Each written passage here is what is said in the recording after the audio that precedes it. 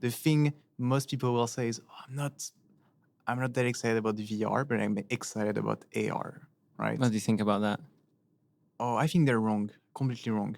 Um, I think AR is a lot easier to understand, but I think on average, people really way overestimate AR and way underestimate VR. And here's the thing. Um, AR is a lot easier to understand because it's not really a new use case. Just a better way to experience, a supposedly better way to experience what we already have.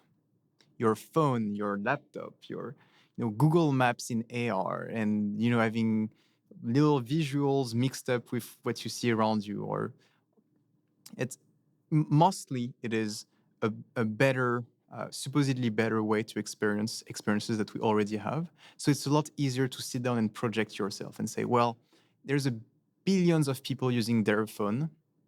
We can make the phone experience better in AR. So AR could be something used by billions of people. But in the case of VR, people don't even know what VR is supposed to be for. So when you ask them, hey, are you excited about billions of people using VR? Of course, people say no, because they have no idea what VR is supposed to be for. So I think the reason people are excited about AR is simply because it's easier to understand. It's much easier. But I think I don't actually think that VR is going to be that important. I think the phone is really good at what it does. The Google Glass um, idea that you would use Google Map with your AR glasses. You don't buy into that? No, I don't buy into that. Really? No, I don't. I can just, I can just look at my phone and like I don't need to have this laid out on top of my visual peripheral and then everyone. And I think, do you buy into it? Do you really think you're going to be wearing glasses all day long because you need to know if you have to turn left or if you have to turn right? And by the way, this is going to be this is going to turn into an ad platform. This is going to be turning into something that tries to grab your attention. So basically, you're telling me that um, every week you're spending what, maybe 6 hours using Instagram, dumb scrolling on Instagram. They're telling me you're going to be wearing Instagram on your face every day, all day long.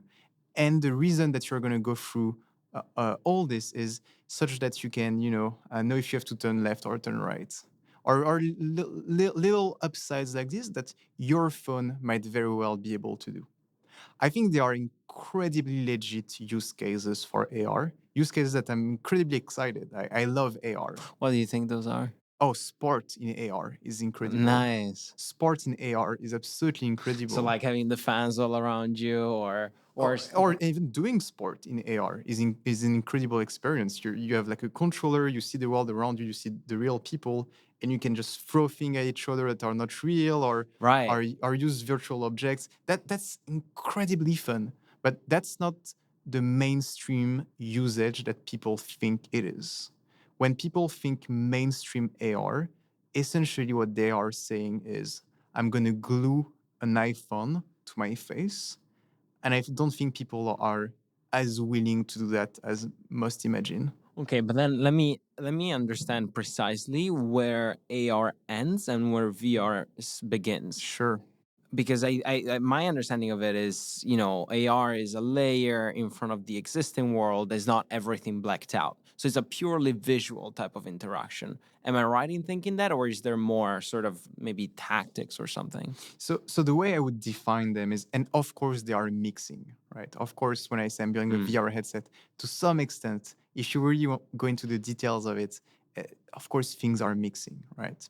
But at its core, AR, the value proposition of AR is always on, carry on at all time device that augments in whatever way your experience of the real world.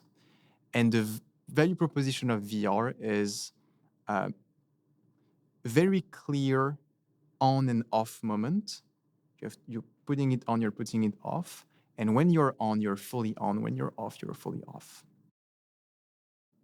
And back again at the deliberate. And exactly. And so for instance, AirPods are AR. You're you can sort of go into transparency mode. You can blend between your podcast and transparency mode. This is a way to augment your experience of real life. That is one use case that is incredibly successful of AR. You know, audio AR with the AirPods. That's incredibly big, right? And some people think you'll also have visual AR, where that's the Google glasses, right, where you can see direction and Google Maps in AR. Um, and VR is this very deliberate thing, as we talked about. Of I decided to put it on, and now I'm fully immersed in that experience. Okay, I understand. Um, I understand. So there is a purpose aspect. There is a what am I physically doing aspect. Am I deliberately choosing to stop everything else that's going on and focus on the experience, or am I in the rest of my day doing something? And you think those two will be different devices, or could it be the same? Here's the thing. Here's the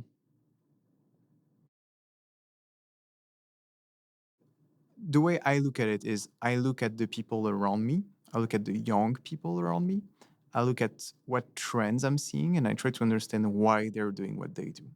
And what I see is there's a small group of people, that same group of people that we talked about, those people that have to be creative, those people that have to deliver, those people that are trying to be, you know, those people are trying to be on the forefront of culture and creation and building things.